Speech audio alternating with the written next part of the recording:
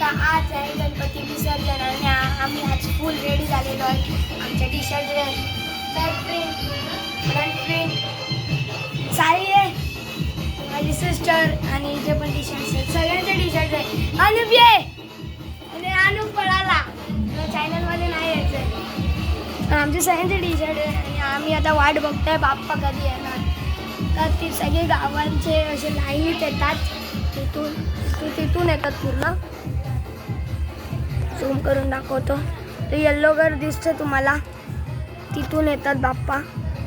Starting तिथून चालू होते आणि इथे अजून एक हे आहे.